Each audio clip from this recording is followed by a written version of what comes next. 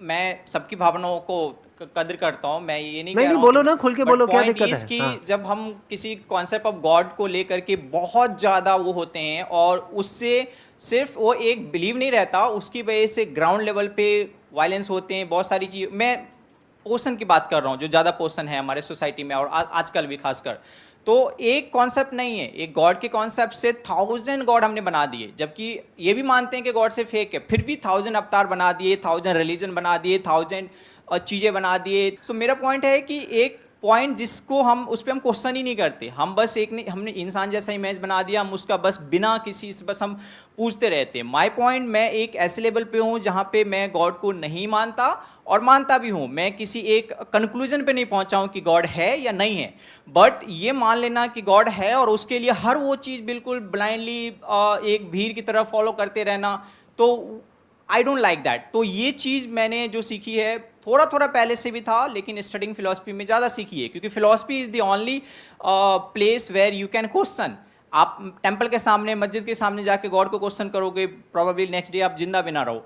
इतनी टेंशन ना लो, आप जिंदा रहोगे। यहाँ पे कैमरे में आपकी शक्ल पूरी पूरी दिख रही है, टेंशन क्यों ले रहे हो? आप क्वेश्चन कर रहे हो, इसमें गलत क्या है? वो मैं बोल रहा हूँ कि अब मैं एक बात बोलूं, आपने बोल दिया, अपना आर्ग्यूमेंट दे दिया। इस दुनिया में कौन लोग हैं जो प्रॉब्लम क्रिएटर हैं? वो जो करोड़ों भगवानों को मानते हैं, क्या वो आपस में लड़ते हैं? या वो जो कहते हैं कि एक ही भगवान है दुनिया में, जो भी उसको वो नाम देते हैं और कहते हैं वो ही सच है, बाकी सब झूठ है? आराम से समझिए कि जो हिंदुइज्म है वहां पर करोड़ों भगवान क्यों हैं, उसका लॉजिक क्या है।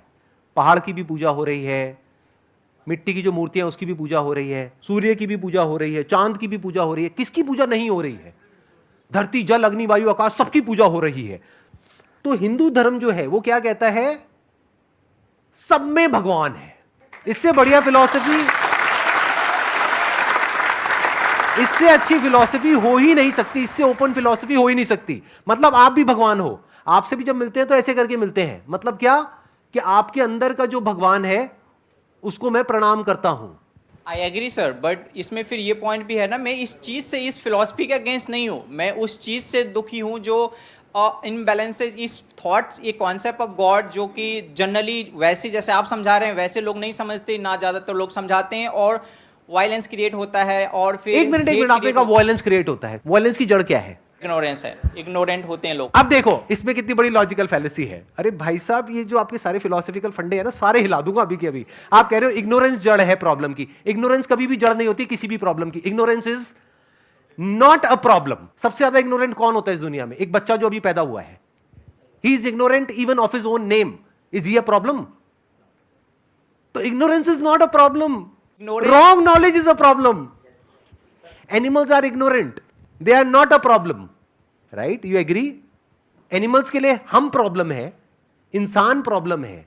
अगर एनिमल्स से पूछोगे ना कि हां एक शैतान की शक्ल बनाओ, तो पक्का इंसान की जैसी होगी। और हम एनिमल्स की पूजा करते हैं, क्यों?